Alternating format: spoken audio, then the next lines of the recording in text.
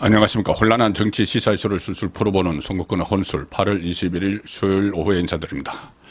오랫동안 정치권을 시끄럽게 했고 또 윤석열 대통령의 국정 운영에 부담을 줬고 국민들의 마음을 상하게 했던 사건이 하나 있죠. 바로 김건희 여사의 디올백 수수 의혹입니다.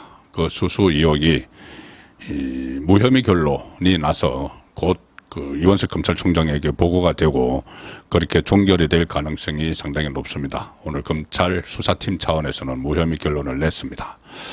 자, 그렇지만 생각할 부분이 상당히 많죠.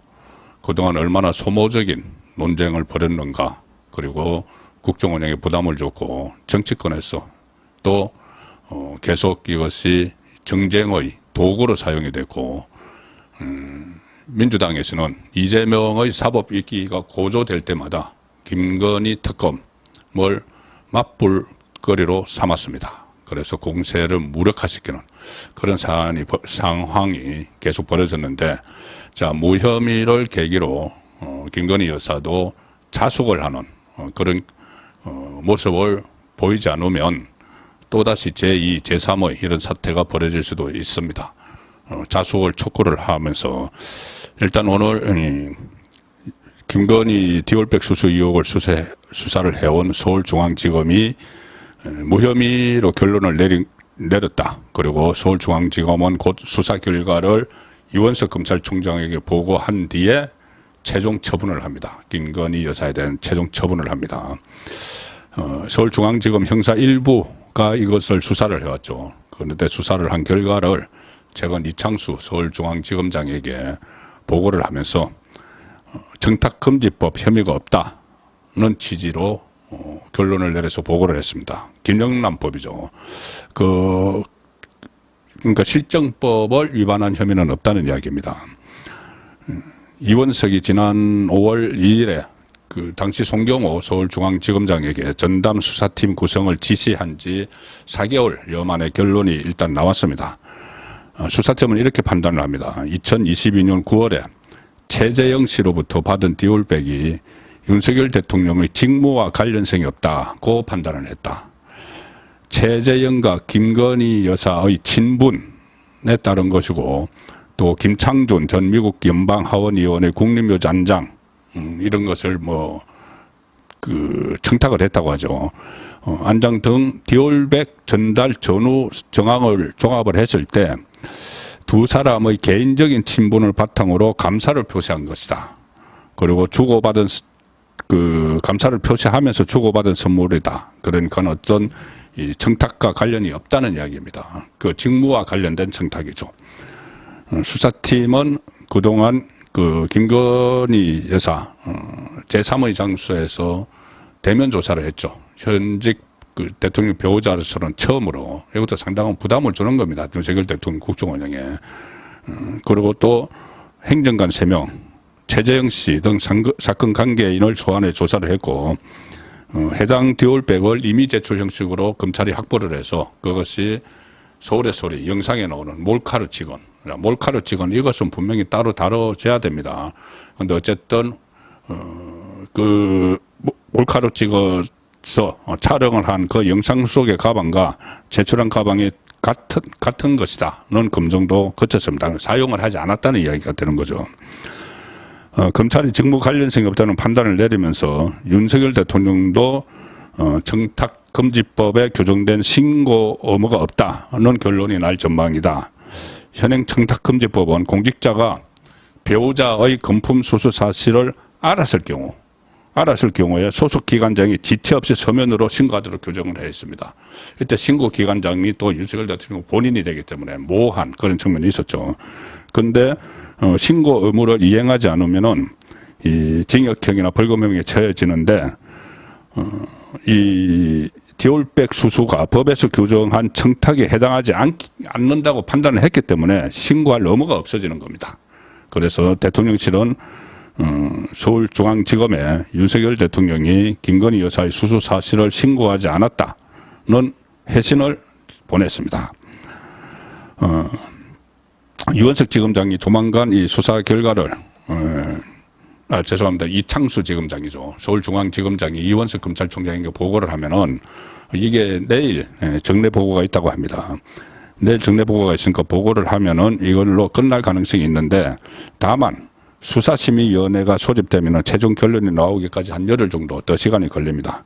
이 최재형 씨가 이 대검의 수사심의 소집을 신청을 하겠다는 거고, 수사심의가 소집될 경우 결과가 나올 때까지 10여일이 걸리지만 뭐 수사심의의 의견은 강제성이 없죠. 그래서 이게 무혐의로 결론이 나면서 법적으로는 이 사태가 사법적으로는 마무리가 됩니다.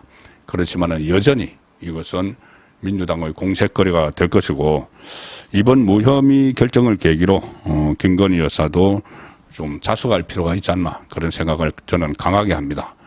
결혼 전에 있었던 일들, 도이치모터스 주가 조작 그 의혹 이런 것이나 경력, 학력 부풀리기 이런 것들도 대선에서 부담이 됐죠.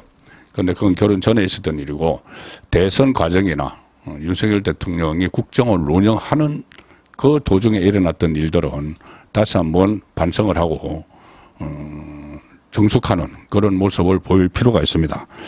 가령 예를 들어서 대선 때 이 서울의 소리 이명수 씨 그 녹음에 그게 함정에 걸려서 7시간 동안 통화 녹음을 해서 그것이 또 MBC에서 보도가 되면서 상당한 대선에 악영향을 미쳤죠. 자, 그때 좀 아찔했던 기억이 납니다. 그 녹음 파일 때문에 너무나 무신경하고 성급했던 게 아닌가, 그런 생각이 듭니다. 대통령 선거에 나온 후보자의 배우자로서 상대방이 함정을 판 것도 눈치 못 채고 어떤 검증도 없이 그렇게 사석에서 할 수 있는 말을 막 쏟아낸 그런 문제. 그리고 대통령 부인이 되고 나서, 배우자가 되고 나서 뭐 다른 것은 다 놔두고라도 정치와 연결된 여러 가지 그 일들이 있었죠. 한동훈 지금 국민의힘 대표와 이 문자를 해서 뭐 문자를 읽고 씹었다, 이런 논란까지 벌어졌고, 그 외에 다른 여러 명의 정치권 주변 사람들과 통화를 했었다. 심지어 진중권 교수도 자기와 통화를 했었다. 그래서 여기저기 이 정치권 주변 사람들과 통화를 하면서 전국 상황을 이야기를 하는, 물론 본인과 관련된 뭐 디올백 받은 거 사과해야 되냐 말아야 되냐 이런 것도 있지만은 다른 사람들도 이 의견을 나누는 이런 상황은 상당히 조심을 해야 되는 부분입니다. 이렇게 자꾸 하면은 국정 운영에, 윤석열 대통령의 국정 운영에 부담이 될 뿐만이 아니고 정치권에 논쟁거리를 계속 제공을 해서 핵심, 그러니까 이재명, 조국 이 사람들에 대한 지금 정의로운 칼날을 들이대서, 법적으로 칼날을 들이대서 이것을 사법적 처리를 하고 앞으로 나아가야 되는데, 그때마다 이재명은 위기가 닥칠 때마다 김건희 리스크로 맞불을 놓고, 방송 토론에서도 그렇습니다. 이 김정숙, 문재인 재임 때 일어났던 김정숙과 관련한 특활비 의혹이나 뭐 간봉권 특활비, 뭐 타지마할, 샤넬의상, 또 제3자 뇌물죄, 이상직과 관련된 이런 이야기가 나올 때마다 좌파 쪽 패널들은 그냥 거기에 대한 해명을 할 수가 없으니까 김건희 여사 문제를 가지고 그 맞불을 놓죠. 자, 그런 것들도 상당히 이 여권 전체에 좋지 않은 영향을 주는 것이고, 국정 운영에 부담이 되고, 국정 운영에 부담이 된다는 것은 국민에게 피해가 갈 수 있다는 겁니다. 그리고 국민들의 시선이 상당히 불편합니다. 김건희 여사를 바라보는 시선이. 자, 그런 상황에서 제2부속실이 설치가 되죠.